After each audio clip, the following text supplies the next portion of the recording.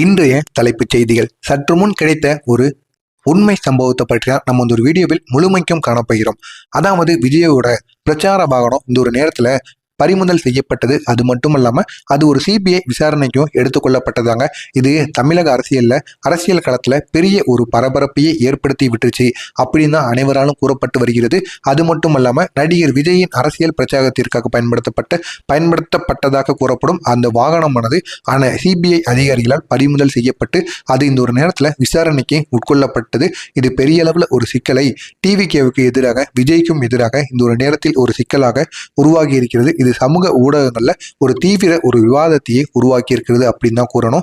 கிடைத்த தகவலின்படி அந்த வாகனம் தேர்தல் விதிமுறைகளை மீறி பயன்படுத்தப்பட்டிருக்கலாம் அப்படிங்கிற ஒரு அடிப்படையிலையும் அதை பறிமுதல் செய்திருக்காங்களாம். அது மட்டும் இல்லாம வாகனத்தில் பயன்படுத்தப்பட்ட உபகரணங்களாக இருக்கட்டும், அந்த வாகனத்திற்குன்னு பிரச்சாரத்திற்காக பயன்படுத்தப்பட்ட பொருட்கள், அது மட்டும் இல்லாம அதுல நிதி ஆதாரம் தொடர்பான கேள்விகள் எழுந்துள்ள நிலையில் இந்த விவகாரம் தற்போது மத்திய விசாரணை அமைப்புகள் கவனத்திற்கு சென்றுள்ளதாகவும் அரசியல் வட்டாரங்கள் இந்த ஒரு நேரத்தில் முன்வைத்துக் கொண்டிருக்காங்க.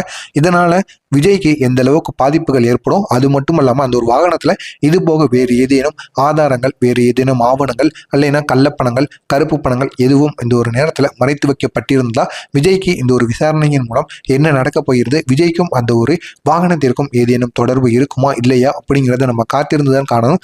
இதனை தொடர்ந்து இந்த வாகனம் யாருடைய நிதியில் தயாரிக்கப்பட்டது அப்படிங்கிற ஒரு கேள்வியானது சிபிஐயின் மூலம் இந்த ஒரு நேரத்தில் அந்த ஒரு கேள்வியானது முன்வைக்கப்பட்டு இருக்கிறது. அது எந்த அனுமதியுடன் பயன்படுத்தப்பட்டது, யாரிடம் அனுமதி கேட்டு இந்த ஒரு பிரச்சாரத்திற்கு அந்த ஒரு வாகனத்தை பயன்படுத்துறாங்க, அது யாரோட அனுமதியில பயன்படுத்தப்பட்டது அப்படிங்கிற ஒரு கேள்வியையும் முன்வைத்திருக்காங்க. தேர்தல் ஆணைய விதிமுறைகள் மீறப்பட்டுள்ளதா, தேர்தலுக்குன்னு சில விதிமுறைகள் இருக்கு, அதை விஜய் ஏன் கடைபிடிக்கல, அதை ஏன் விஜய் மீறி இருக்கார் அப்படிங்கிற மாதிரி ஒரு கேள்வியையும் இந்த ஒரு நேரத்தில் முன்வைத்திருக்காங்க. இப்படிப்பட்ட கேள்விகள் இந்த ஒரு நேரத்தில் விஜய்க்கு எதிராக முன்வைக்கப்பட்டு இருக்கிறது.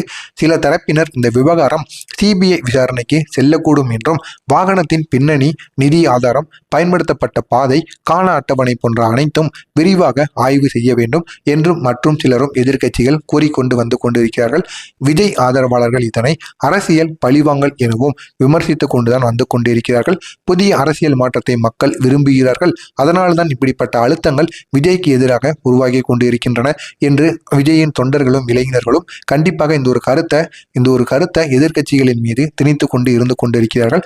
மற்றொரு பக்கம் எதிர்க்கட்சிகள் சட்டத்திற்கு அனைவருமே சமம், விதிமுறைகள் மீறப்பட்டிருந்தால் யாராக இருந்தாலும் இந்த ஒரு நேரத்தில் விசாரணை செய்ய வேண்டும், அது விஜயாக இருந்தாலும் சரி, விஜயையும் கூட்டு விசாரணை செய்யணும், அது மட்டும் அல்லாமல் அவர்களுடைய வாகனத்தையும் வைத்து விசாரணை செய்ய வேண்டும் அப்படிங்கிற ஒரு பதிவையும் இந்த ஒரு நேரத்தில் வெளியிட்டு இருக்காங்க. இந்த சம்பவம் விஜயின் அரசியல் பயணத்துல ஒரு முக்கிய திருப்பமாக மாறக்கூடும் என்று அனைத்து விதமான அரசியல் பார்வையாளர்களிடம் ஒரு கருதப்படக்கூடிய ஒரு நல்ல ஒரு நேரமாக கண்டிப்பாக இது இருக்கும். உண்மையில் சிபிஐ விசாரணை இந்த ஒரு நேரத்தில் தொடங்குமா, அதிகாரப்பூர்வ அறிவிப்பு வெளியாகுமா, இந்த விவகாரம் விஜயின் அரசியல் முகத்தையே காயப்படுத்துமா அல்லது அவருக்கு மேலும் ஆதரவை கூட்டுமா அப்படிங்கிறது இன்னும் சில நாட்களில் கண்டிப்பாக தெரியும். இந்த ஒரு விசாரணை முடிந்த பிறகுதான் கண்டிப்பாக தெரியும். காத்திருந்து காணலாம். உங்களுடைய கருத்து என்ன என்பதை கமெண்ட் வாயிலாக கூறுங்கள். மறக்காம நம்மளுடைய சேனலுக்கு நீங்க புதிய பார்வையாளராக இருப்பேன். மறக்காம நம்மளுடைய சேனலை சப்ஸ்கிரைப் செய்து வைத்துக் கொள்ளுங்கள்.